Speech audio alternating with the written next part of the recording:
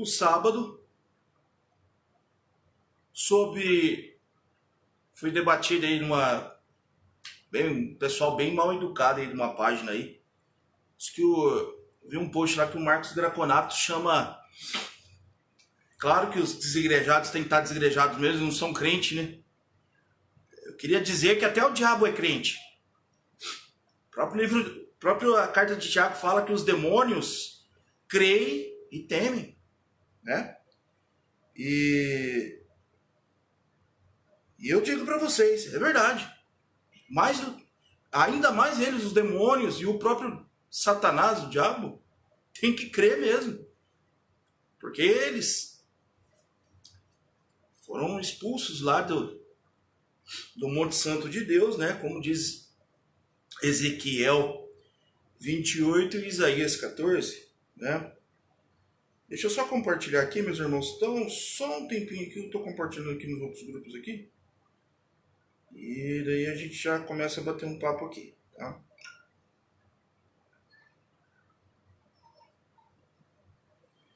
Não estou sabendo compartilhar nas outras páginas, mas tudo bem, a gente vai quebrando um galho aqui. Eu não estou muito habituado a mexer com tablet, não. Mas vamos lá. Então, amados irmãos, e outro pessoal aí que fica... Caramba, a vida desse pessoal é falar mal do sábado, dizendo que Jesus aboliu o sábado, que os apóstolos aboliram o sábado, que o sábado era para judeus, só para os judeus, né? E eu não entendo, sabe o que eu não entendo? É como pode o nosso Deus Santo ter santificado o sábado lá no Éden, e no Éden só tinha Adão e Eva e eles não eram judeus. E o sábado foi santificado desde lá. Depois, quando Moisés subiu para pegar as tábuas da lei, o sábado estava como o terceiro mandamento ali. Agora, eu não entendo. Eu queria entender por que essa raiva do sábado. Porque Jesus, quando ele teve a conversa dele com os fariseus a respeito do sábado, Jesus replicou e ensinou o sábado como estava escrito em Isaías 58. Eu não entendo essa raiva do sábado. Por que essa raiva do sábado? Eu não entendo. Se o sábado é um mandamento de Deus e Jesus ensinou como a gente deve lidar com a guarda do sábado, aliás, Isaías 58 diz claramente como deve ser observado o terceiro mandamento, que é o sábado. Eu não entendo por que essa raiva do sábado. Era para judeu. O sábado não foi criado no tempo judaico. O sábado foi criado desde o princípio, lá quando Deus terminou a obra dele. Não existiria o sétimo dia, a não ser que Deus colocasse o sétimo dia, né? Mas deixa eu ver aqui, irmãos, estou tentando transmitir aqui para outras páginas aqui. E já eu pego aqui o fio da meada aqui, né? Então, amados, essa história que sábado foi feito para o judeu, sábado não foi criado, em hipótese nenhuma, foi criado no tempo judaico. O sábado foi criado lá no início. Existiriam 6 dias da semana. Mas Deus fez o sétimo dia para ele, em homenagem à obra, em forma de Deus ter descansado da obra da criação de todas as coisas aqui na terra. Porque, na verdade, Deus nem descansou, porque tinha manutenção de todas as outras coisas, e Deus não poderia deixar a manutenção das outras coisas, por exemplo, esse universo todo aí. Então, Deus, na verdade, ele descansou da obra da criação, mas ele tinha que cuidar do restante das outras coisas. Então, na verdade, o sábado foi um memorial do descanso de Deus da obra da criação. Então, ele santificou esse dia e colocou, olha, esse é o meu sábado, eu estou colocando esse sábado para mim. O homem não tem nada a ver com isso. Só que ele tem que respeitar esse dia. Eu estou santificando esse dia. O próprio Deus, olha só, o próprio Criador de todas as coisas está dizendo: respeitem o meu dia, esse dia é para mim. E vocês vão respeitar esse dia. E colocou isso também quando Moisés subiu, né, para pegar as tábuas das leis. Ele colocou isso como mandamento: respeitem o meu sábado. Sábado é meu, eu fiz o sábado. Então cabe ao homem abaixar a cristinha e obedecer. Mas daí os próprios judeus transformaram o sábado com um ato legalista. Não podiam dar mais que 1000 passos, não podiam fazer nada. E o sábado, na verdade, nunca foi feito para isso. Moisés teve que estreitar a lei do sábado porque os judeus não respeitavam o terceiro mandamento. Então Moisés, ele estreitou, colocou leis para que o sábado fosse respeitado. Mas por quê? Porque os judeus não respeitavam o sábado. Agora eu pergunto para vocês, no meio destes judeus lá, vários gentios estavam no meio deles. Como é que pode muitos aí dizer que o sábado só foi feito para o povo judeu, se tinha gentios lá no meio? Olha, quando eu escuto essas coisas, irmãos, dá uma tristeza no coração. Isso é falta de estudar as escrituras e entender de uma vez por todas que Deus é legislador. Deus legislou, Deus fez leis. Não, nem Jesus veio aqui abolir. Jesus diz: eu não vim para abolir, eu vim para cumprir. E daí agora, né, a gente vê comedor de arroz e feijão tentando abolir o sábado. Nenhum dos apóstolos fez isso. Nenhum dos apóstolos disse que o sábado estava anulado, abolido. Né? Deixa eu tentar aqui de novo.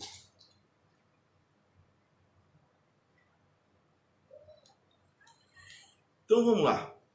Eu vou rebater outra coisa aqui. Jesus veio aqui e disse como deveria ser o sábado. Né? O sábado não foi feito para o homem, sim. O homem não foi feito para o sábado, sim o sábado para o homem. Claro que o sábado foi feito para o homem. Descanso, dia de alegria, o dia de falar do Senhor. Jesus veio e falou assim: é dia de alegria. É dia, né? É dia de vocês falarem de mim. É dia de você sair com a tua família e regozijar o Senhor. É um dia gostoso, um dia deleitoso. Jesus explica que é um dia que nós devemos colocar para Deus. E vocês sabem de uma coisa? Parece que Jesus não foi interpretado mesmo da maneira que deveria ser. Porque o mais engraçado é que Jesus é categórico em dizer: se o seu boi, sua ovelha cair no buraco no dia de sábado, você vai deixar o boi e a ovelha morrer lá dentro do buraco?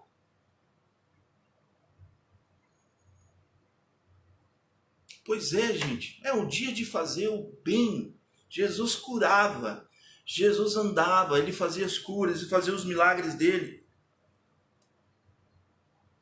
E agora, né? E agora vem os comedores de arroz e feijão e dizem que o sábado está anulado. É o homem legislando no lugar de Deus. Porque nem Jesus se atreveu a dizer isso, e muito menos Paulo, muito menos os outros apóstolos, Pedro, João, né? Tiago, Bartolomeu, Felipe, né? Nem eles ousaram falar nada a respeito do contra o sábado. Vocês não irão achar nenhuma passagem bíblica dizendo que o sábado está abolido. A não ser uma passagem que Paulo diz que não devemos mais guardar festas, isso e aquilo, dia de sábado, porque se vocês não sabiam, as festas judaicas terminavam no sábado. Por isso que ele toca no sábado, não no sábado do Senhor Shabat, mas os sábados de festa. Para quem lê um pouco do grego e entende um pouco do aramaico, vai ver que Paulo está dizendo sábados de festas, não o Shabat do Senhor. É simples, é só estudar, né? É só estudar que a gente vai entender bem o que Jesus, como Jesus explicou a questão do sábado, um dia de fazer o bem, um dia de você largar os seus afazeres ali e dedicar um pouco ao Senhor, sai falar da palavra, sai com a família, vai passear, vai falar com os outros irmãos, né? E o mais engraçado, irmãos, é que eu fico olhando para esse pessoal aí que quer legislar no lugar de Deus nos dias de hoje. Pessoas que nem entenderam direito a hermenêutica básica das Escrituras. Porque a hermenêutica básica das Escrituras, elas explicam a finalidade do plano da salvação. O protagonista do plano da salvação é Cristo.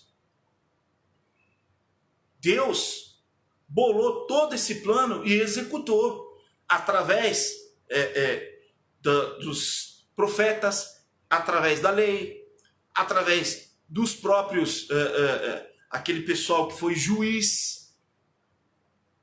Então, desde Gênesis até Malaquias, Deus executou a fio de espada o plano da salvação.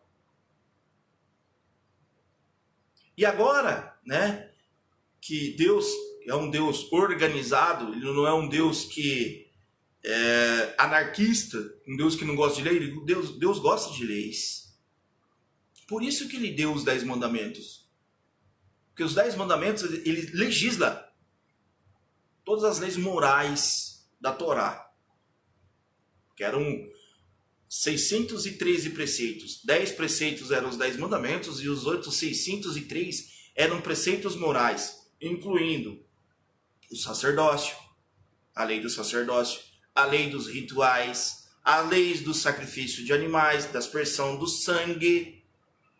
Essas leis é que Cristo cravou na cruz, sobrando as leis morais que regem a moral que Deus colocou para o homem. Dos 10 mandamentos, Cristo é categórico em dizer que enquanto não passar esse céu e essa terra aqui, não cairá. Cristo é categórico e ele vai além. Ele diz assim, que nem um tio e nem um jota, nem um adorno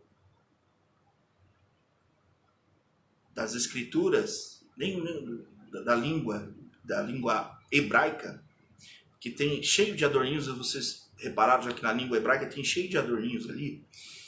Jesus está dizendo que nem um adorninho da lei passará enquanto não passar céu e terra aqui. E ele categoricamente fala, além disso, que quem ensinar qualquer um a deixar de obedecer a qualquer um desses mandamentos será considerado o mínimo no reino dos céus. E aquele que ensinar esses mandamentos será considerado grande no reino de Deus. E olha só, Jesus não está dizendo só do povo judeu, não. Jesus está dizendo aos homens. Está colocando ao povo judeu, é para vocês isso aqui. É loucura achar que é só para o povo judeu que Jesus está falando ali, né? É loucura, é loucura. Então, amados, eu chamo a atenção para vocês estudarem a questão do terceiro mandamento, que é o Shabat do Senhor, o sábado, que é um dia que você respeita, é um dia que Deus escolheu para ele e que nós devemos respeitar esse dia e colocar esse dia à disposição de Deus. É um dia que você separa com a tua família para você falar de Deus, para você louvar a Deus. É um dia gostoso. E Deus não está dizendo para você deixar de fazer as coisas que você tem de fazer, não. É isso que Cristo ensinou. Vai lá olhar Isaías 58, o que Isaías diz a respeito do sábado. Eu tenho, inclusive, coloquei na minha página isso, tá? Tá na minha página. Eu publiquei ontem a passagem de Isaías dizendo sobre a questão do sábado, né? Até aqui, ó, até achei aqui na minha página. Olha o que diz aqui. Isaías 58, 2.13 diz assim: se vigiares teus pés a fim de que não profanes o Shabá, o sábado, e para não fazer o que bem quiser em meu santo dia, e considerares e chamares delícia o meu sábado, e honroso o santo dia do Eterno, e se o dignificares, deixando de fazer seus próprios caminhos, de fazer o que bem deseja e de falar irrefletidamente. Então, olha só a recompensa de você obedecer o sábado. Então, né, encontrarás no Senhor a tua grande alegria, e eu farei com que cavalgues nos altos da terra, e se banqueteie com a herança de Jacó, teu pai, porquanto a boca de Iavé, o Deus, o disse. É interessante. É interessante você pegar uma passagem dessa do sábado e ver que o profeta Isaías, né, colocou muito coerente isso. Muito coerente Isaías colocou isso. Deixa eu só tentar aqui de novo.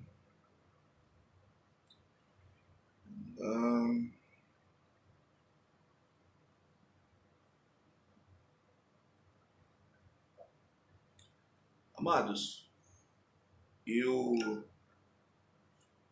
estou compartilhando aqui com as outras páginas aqui, porque agora eu me achei aqui. Dá só um tempinho para mim aqui que a gente vai continuando esse papo aqui, tá? É tão simplesinho aqui que eu tava me perdendo aqui, gente. Eu não tô acostumado com tablet. É tão assim...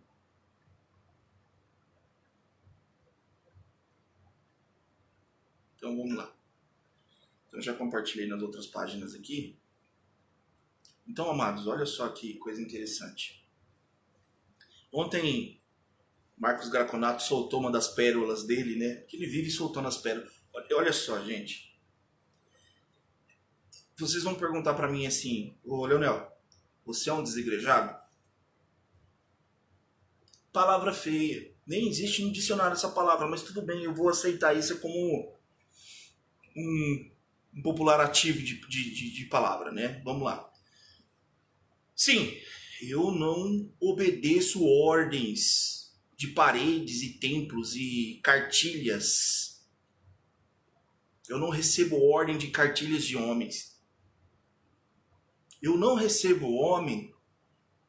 ordens de homens com compromisso com dinheiro. Eu não sigo conselhos de pessoas compromissadas com o Deus Mamon.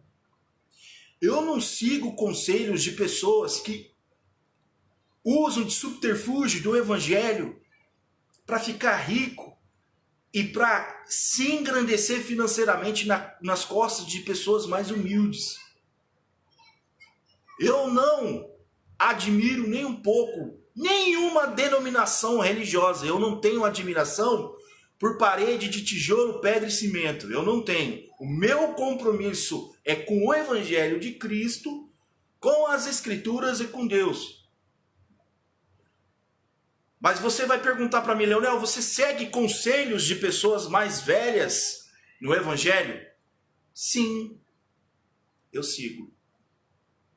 Tem pessoas que, acreditem, elas seguem esse formato de fora de templos religiosos e conseguem fazer ótimas ministrações e conseguem manipular direitinho a palavra de Deus conforme ela é.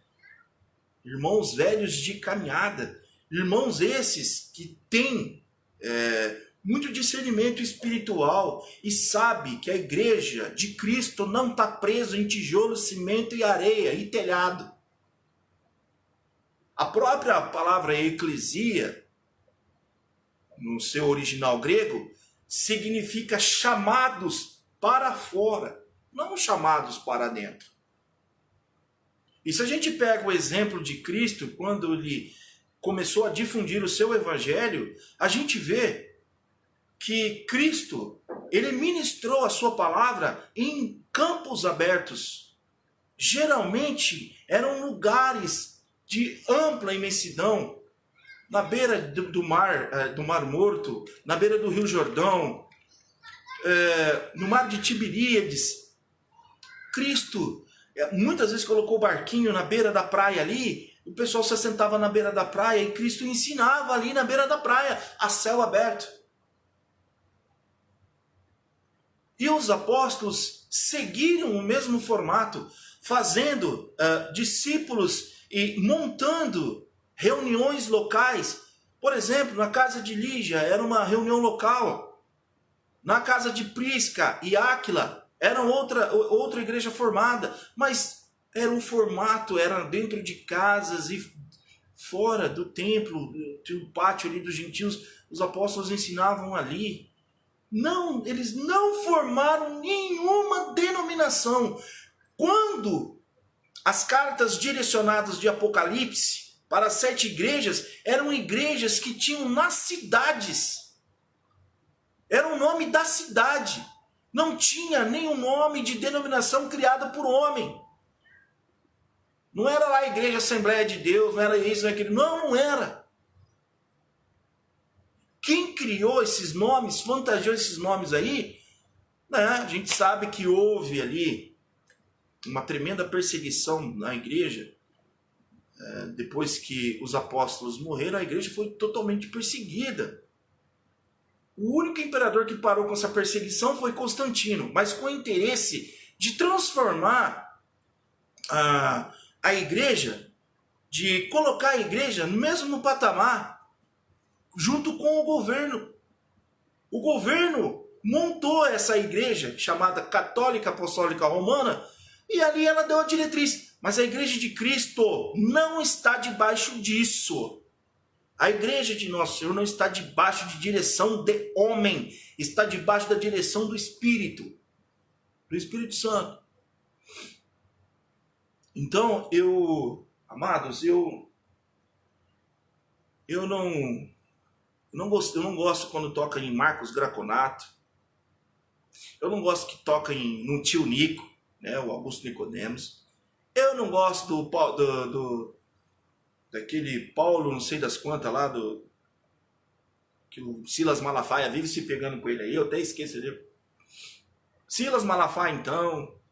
Eu não me venha com Cláudio Duarte. Não me venha. Palestrante.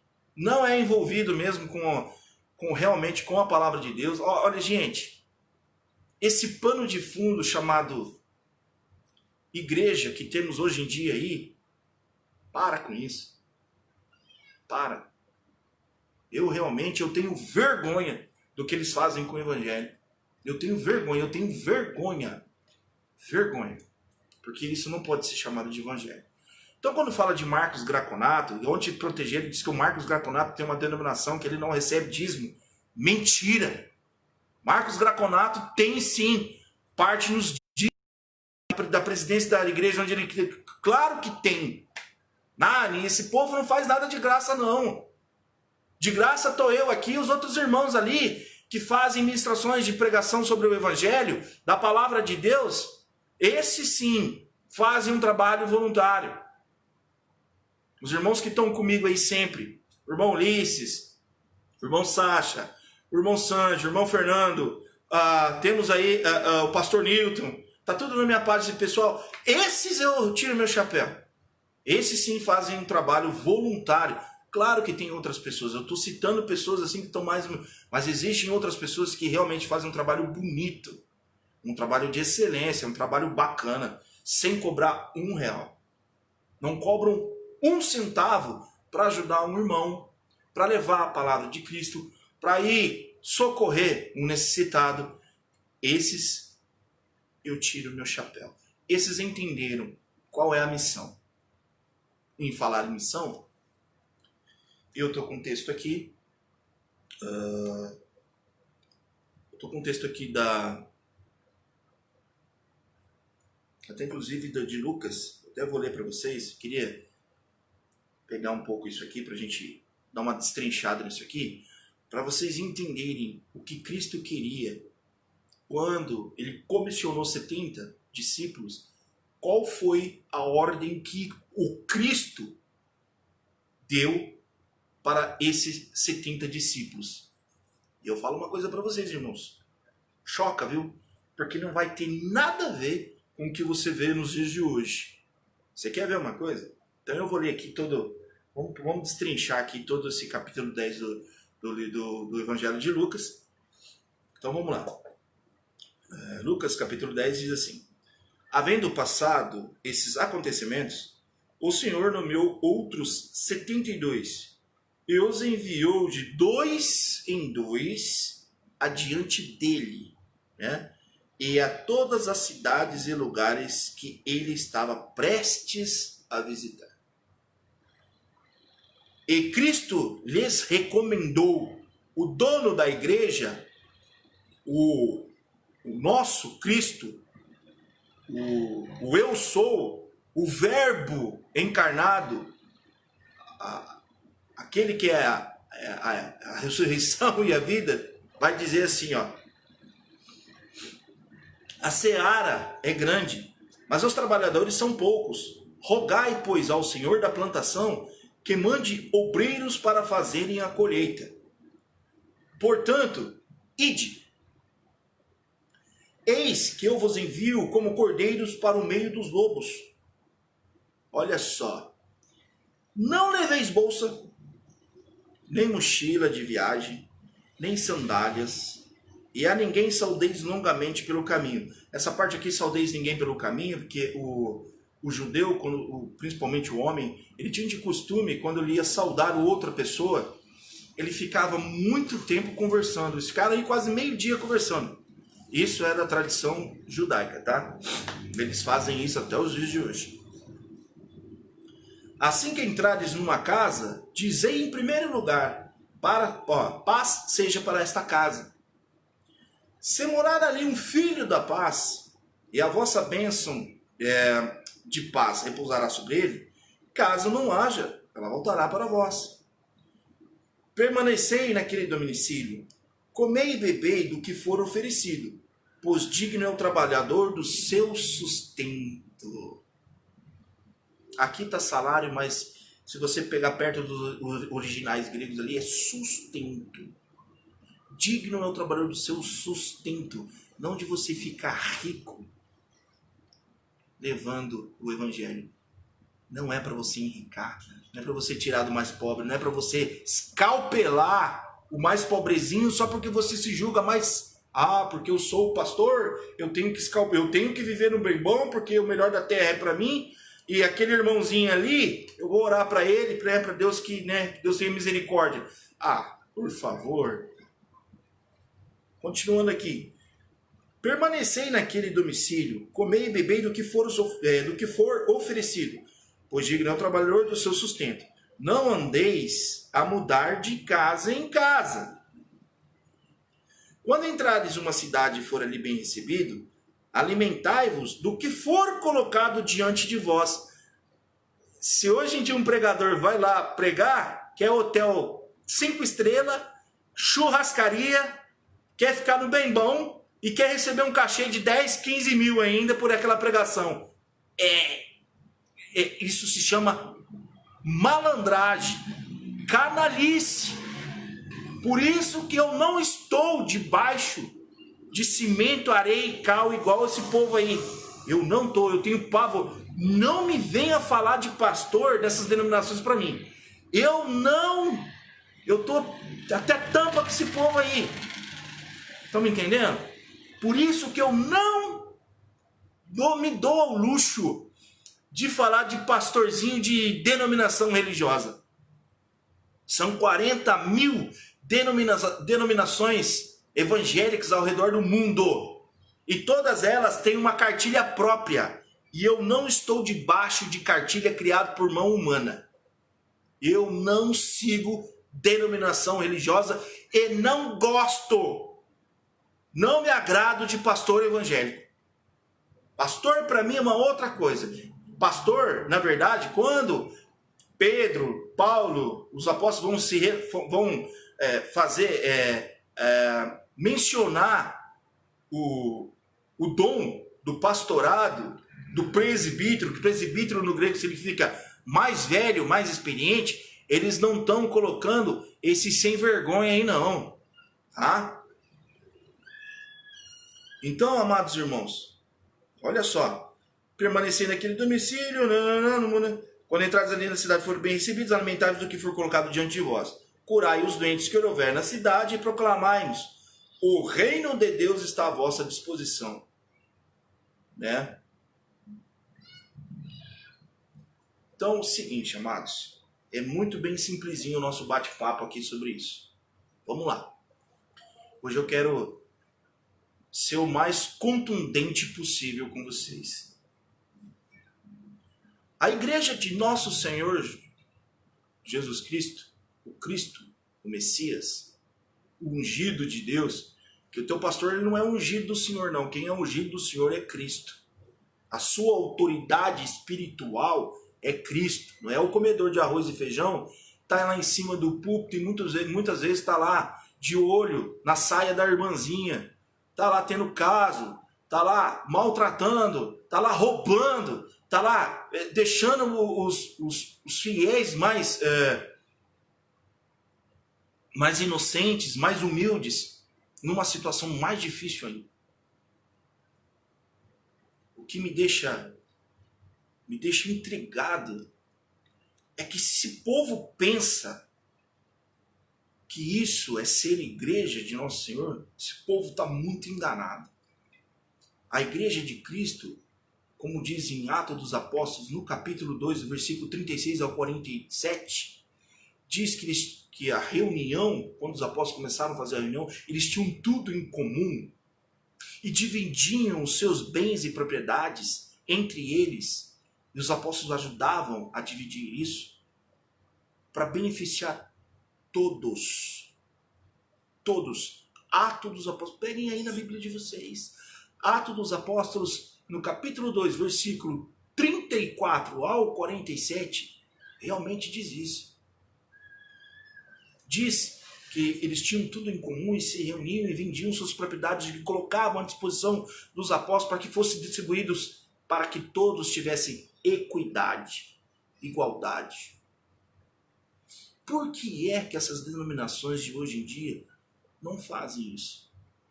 O que tem de errado?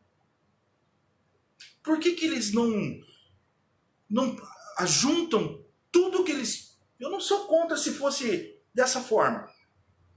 Reunisse todo o dinheiro que eles conseguissem arrecadar de todo mundo, e que não é pouca grana, e dentro daquela comunidade eles dividissem o dinheiro, dividissem a renda. Tudo bem, quer lá pagar a água, a luz, o aluguel lá do templo religioso lá, ótimo, mas que o resto do dinheiro fosse dividido em igual parte para todos, porque os apóstolos não ficavam se beneficiando de partes maiores, não. Eram divididos entre todos em igual parte.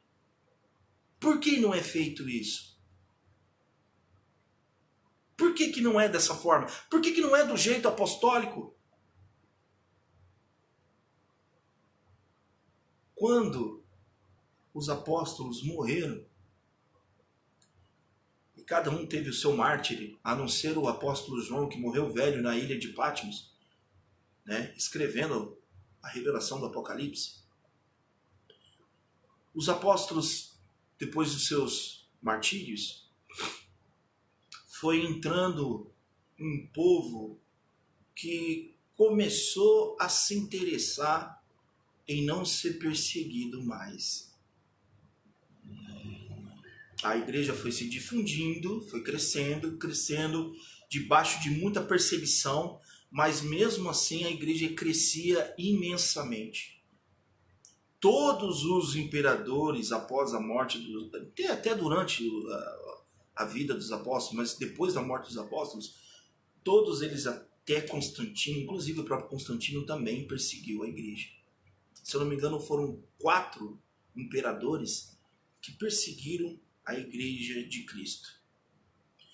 Mas os pós-cursores dos apóstolos não gostavam dessa perseguição. E quando Constantino chegou e jogou para eles essa, digamos, essa toalha branca de não perseguir mais a igreja, mas ele também quis trocar os favores dele. E ali foi unificado o governo e a igreja. A igreja apostólica deixou de ser igreja apostólica e passou a ser igreja católica, onde os cupinchas de Constantino, né, colocaram à disposição livros que eles escolheram, dizendo que eles eram inspirados pelo Espírito Santo, fizeram uma coletânea, jogaram lá como Novo Testamento e falaram, daqui para frente, usam as cartas de Paulo como um pressuposto de direção, né, dizendo que Paulo era o apóstolo da graça e os outros apóstolos... Olha, gente, é nisso que nós vamos acreditar.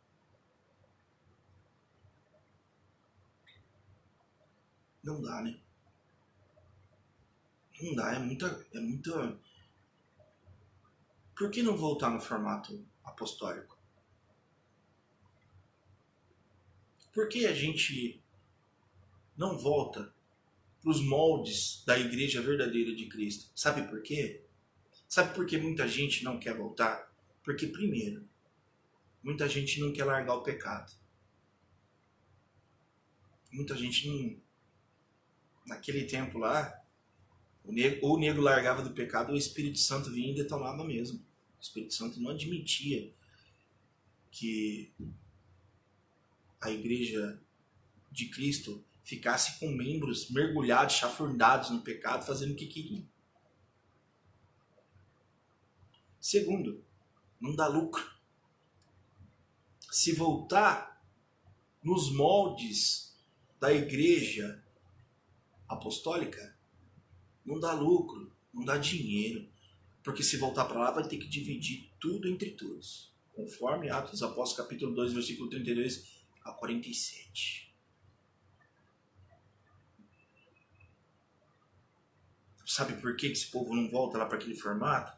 Porque se caso esse povo for voltar naquele formato, se esse povo quiser passar a mão em dinheiro, veja o caso de Ananias e Safira, quando inspiraram na frente de Pedro. E o medo? E o medo desse povo aí querer voltar para lá e o Espírito Santo agir e matar todos eles? Igual Ananias e Safira. Sabe por que não volta? Porque a grana fala mais alto. Porque o Deus Mamon está dentro desses templos. É um giro de capital muito grande. Então, quando entra dinheiro na história, foi-se embora a fé. Tem tantos coitadinhos por aí que tem tanta fé que a fé deles sustenta eles. Vivem de fé genuína e Deus não nos desampara. É incrível, eu conheço muitos casos assim. Mas quando entra o dinheiro no coração do homem, a fé vai embora. E aí o comércio, o giro rápido, o capital, o money, tum-tum, bufunfa, fala muito alto. Muito alto. E eles, sabendo dessa direção, o alto clero dessas denominações religiosas, quando eu falo o alto clero, gente, é a direção geral delas, porque tem o pastor presidente, o fundador, depois vem o pastor, e depois eles escolhem o pastor substituto, tem o obreiro, tem isso. Aliás, os obreiros nem metem a mão na grana. Quem fica com a grana toda lá é a direção e os pastores. Geralmente os obreiros eles fazem trabalho voluntário, a maioria deles. É difícil um ser remunerado.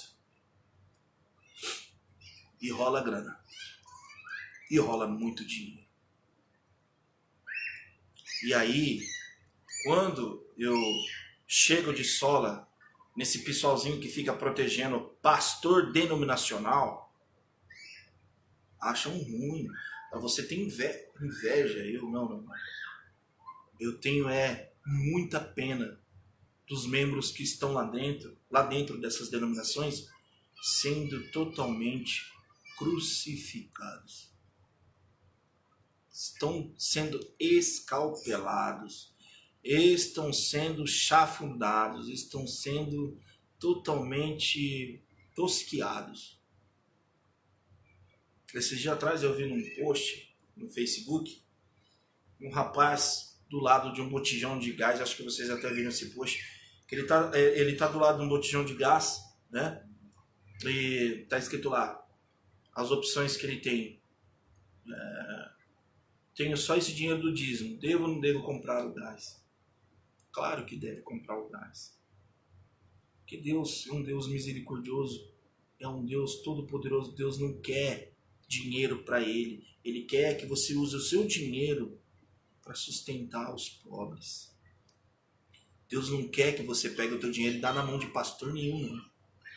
Deus quer que você tenha o coração aquentado pela misericórdia e que você entregue esse dinheiro que você está querendo disponibilizar. Vai lá no mercado e faça uma boa compra de alimentos e vai para dentro de uma favela e beneficia cada mês uma pessoa. Isso sim é dízimo. Porque se você for estudar o preceito do dízimo, era justamente alimentar a família dos levitas e os levitas. E isso era cada um ano, não era todo mês. E era alimento, não era dinheiro. E a cada 3 anos era reunido um super dízimo e era distribuído tudinho para os pobres daquela região para eles comerem e se fartarem. Que coisa. Quando eu leio a questão do dízimo, estudo e entro a fundo, me dá uma tristeza tão grande o que esse pessoal faz na cabeça desses irmãozinhos incautos que não leem as escrituras, não estudam a palavra de Deus e ficam na mão desses lobões, dos cães gulosos, né? E ali a vida da pessoa é só dar dinheiro para esses caras aí. Sabe? Isso é uma covardia. Isso é uma falta de amor. Isso é uma... o que Cristo iria dizer disso pessoalmente? Mas saiba que vai chegar esse momento. Vai chegar esse momento de Cristo ficar cara a cara com esse povo que escalpela os mais pobres para ficarem no bem bom. Porque acreditem, eu conheço cada canalha que dá risada.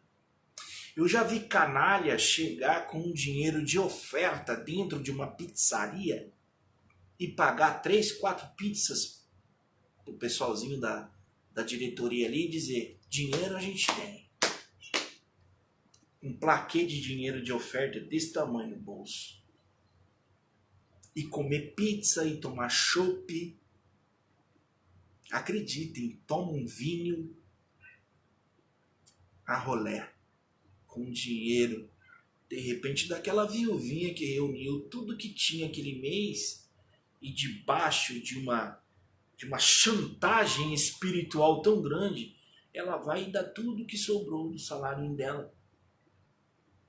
2 vezes, nem sobrou para ela pagar as contas e ela com medo, né, do ungidão do Senhor lá da frente do púlpito lá, entregar tudo que tem e passar necessidade. E depois esses caras querem falar de evangelho. E depois, sabe o que mais me dói? É ainda ter povo que protege essa raça. É isso que mais me dói, hein? Ter gente que protege essa cambada aí. Sabe quem protege essa cambada? É gente que não estuda as escrituras. É lamentável. Essas ações realmente me deixam triste, abatido e cabisbaixo. Se fosse uma live aqui agora, dos labachuras de Cantanébrias, e esse povo que engana, teria 400, 500 pessoas escutando. Mas como é uma live que eu trago verdades das Escrituras, tem 2 pessoas. Mas eu garanto que essas 2 pessoas que estão aqui estão observando bem o que eu estou dizendo. É triste. Esse povo que protege Marcos Graconato, Silas Malafaia, Paulo Júnior, Cláudio Duarte, Augustus Nicodemos, que é o tio Nico, e entre outros aí, esse pessoal que protege esses que estão mergulhados no dinheiro dos fiéis, esses são bem protegidos. Estão, eles formam opiniões na cabecinha desse povo e põem eles de paredão, porque para atravessar tem que passar por cima. Para falar essas verdades aqui, tem que passar por cima dos paredões humanos que eles formam, os incautos, que é feito uma lavagem cerebral, senão você não atravessa. Eu tive a oportunidade, uma certa vez, dizer na cara do Cláudio Duarte que ele não passava de um palestrante. Que ele não era pastor, não. Nunca foi. Isso eu tive a oportunidade de dizer numa convenção que eu fui, né? Eu já estava fazendo a minha pós em teologia e eu tive a oportunidade de dizer isso no meio da cara dele. Você é um palestrante, você não passa disso. Porque quando eu morava em Curitiba, o ingresso do senhor Cláudio Duarte para ver aquele showzinho dele, aquelas palhaçadas que ele faz lá, o ingresso mais barato era R$70. O para ficar bem na frente dele ali era R$180. E por isso eu chamei ele de palestrante. Você não passa de um palestrante. A tua palestra é até boa, mas quando você adentra dentro da palavra de Deus com esses debochinhos seus, deixou de ter qualquer tipo de comunicação com o Espírito Santo. O Espírito Santo não faz gracinha. O Espírito Santo, quando você vai ministrar a palavra, as Escrituras, o Espírito Santo, ele quer um homem sério, compromissado com as Escrituras, compromissado com Deus, compromissado com Cristo. Não com gracinha, palavrinha chula, não para arrancar sorrisinho da plateia. Isto para mim é palestrante. Nunca foi uma pessoa que tem a unção do Espírito para levar uma palavra séria, uma palavra das Escrituras, um conselho. Estamos no meio disso tudo. E você que está me ouvindo, se liberta dessas denominações. Porque se isso prestasse, se isso levasse você realmente à salvação, dentro delas estaria semeada a misericórdia, a justiça e a fé. Sabe aquela passagem onde Jesus fala, misericórdia eu quero, não holocausto? Misericórdia eu quero, não sacrifício? Pois é, estaria sendo pregado isso lá dentro. Mas como são hipócritas, né? São os fariseus modernos, são aí totalmente guiados pelo espírito da soberba, do seu engrandecer, do seu eu. Eles são impulsionados por dinheiro. Então, quem realmente está com Cristo não tem vez lá dentro. Aí, quando você sai para fora e você quer seguir a Cristo na liberdade que Cristo te chama, eles falam assim, é lá o desigrejado, é um desviado, é um endemoniado. Acontece que o demônio está lá dentro guiando a vida deles, porque se é Deus mamão, não é o Deus verdadeiro, né? Se rola grana, Deus não está no meio, não. Deus não é um Deus de dinheiro, Deus é um Deus misericordioso, Deus é um Deus de justiça. Ele não se vende. Ele fala para você usar a tua grana para salvar a condição financeira do teu irmão que de repente está passando necessidade. Esse é o Deus que eu sirvo. É um Deus que não precisa de dinheiro, não é um Deus mendigo. É um Deus misericordioso e é um Deus que fala, se vocês fizerem para os pobres, vocês estão fazendo para mim. Esse é o Deus que eu sirvo. É esse Deus que eu não encontro dentro das denominações e é esse Deus que essa pastorzada de hoje em dia, os ungidãos, né? Os grandões aí, né? Graconato, Paulo Júnior, Silas Malafaia, Augusto Nicodemos e entre outros. Esse é o Deus que eles não pregam. Sabe por quê? Não tem grana. Por quê? Meus irmãos, eu vou ficando por aqui para não compridar. As únicas duas pessoas que estão aqui, se quiserem compartilhar essa live, eu ficaria imensamente agradecido. Mas que primeiro entre no coração de vocês tudo que eu falei aqui. Desigrejados, destemplados, ora, então Jesus também era e os apóstolos também eram, porque eles nunca fizeram parte de denominação religiosa criado por homem nenhum, e muito menos se venderam por dinheiro para nenhum deles. Aliás, João e Pedro, quando se encontraram com o mágico Simão, eles falaram, a gente não vende o Espírito Santo. Que essa live tenha sido de bênção para a sua vida. Compartilha. Gostou? Fale com teus irmãos. Comente. Fale que tem uma live aqui dizendo realmente qual que é o compromisso das Escrituras. Tá ok? Amados, eu vou ficando por aqui. Tá? Não vou compridar mais. Compartilhe. Em nome de Jesus. Fiquem com Deus. Um bom restinho de sábado. E até a próxima live.